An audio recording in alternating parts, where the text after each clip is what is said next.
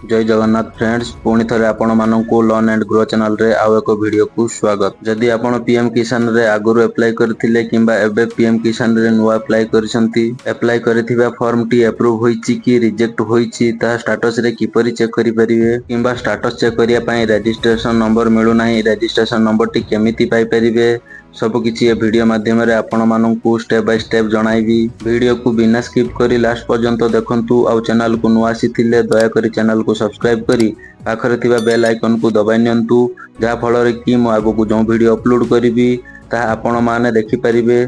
चलंतु आउ लेट न करी वीडियो को स्टार्ट करिवा।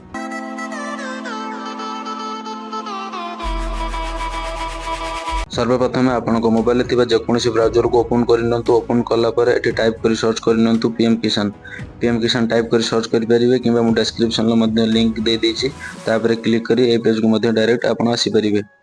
ए पेज को आसिला पर एटी फर्स्ट वेबसाइट रे click करनेबे pmkisan.gov.in।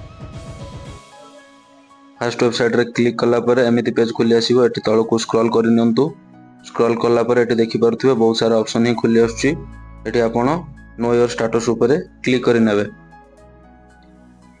Know your status ऊपर क्लिक कला पर एठी आपनकर रजिस्ट्रेशन नंबर टी एंटर करनेबे, दे जायथिया कैप्चर कोड टी एंटर करनेबे, तापर गेट ओटीपी ऊपर क्लिक करनेबे।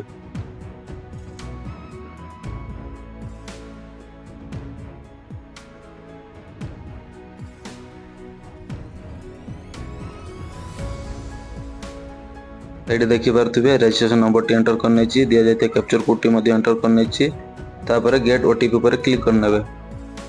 गेट ओटीपी ऊपर क्लिक कला पर आपनकर रजिस्ट्रेशन मोबाइल नंबर रे गोटे ओटीपी जिवो। ओटीपी टी एंटर कला पर गेट डिटेल्स ऊपर क्लिक करिनेबे। गेट डिटेल्स ऊपर क्लिक कला पर आपनकर स्टेटस आपण चेक करि परिबे। यदि आपनक पाखरे रजिस्ट्रेशन नंबर टी नथाय तबे कोन करिवे ना नो योर रजिस्ट्रेशन नंबर ऊपर क्लिक करिनेबे। नो योर रजिस्ट्रेशन नंबर ऊपर क्लिक कला पर एठी आपनको दुटा ऑप्शन ही शो करछि। फर्स्ट होछि मोबाइल नंबर, सेकंड होछि आधार नंबर।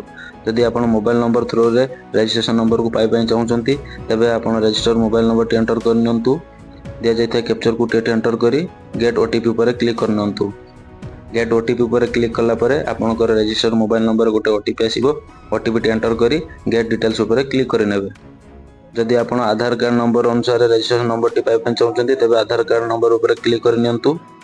आधार कार्ड नंबर ऊपर क्लिक कला पर एठी आपनकर आधार कार्ड नंबर टी एंटर करनियंतु। दिया जायथा कैप्चर कोड टी एंटर करी गेट ओटीपी ऊपर क्लिक करनियंतु। गेट ओटीपी ऊपर क्लिक कला पर आपनकर आधार कार्ड रे थिबा रजिस्टर मोबाइल नंबर रे गोटे ओटीपी आसीबो। ओटीपी टी एंटर करी गेट डिटेल्स ऊपर क्लिक करनियंतु। गेट डिटेल्स ऊपर क्लिक कला पर आपनकर रजिस्ट्रेशन नंबर टी आपनको शो करिवो। जदि वीडियो रो किछि शिक्षा को मिलु थाए तबे वीडियो को लाइक शेयर एवं चैनल को सब्सक्राइब करिया पई जमार भूलिबे नहीं। जय जगन्नाथ।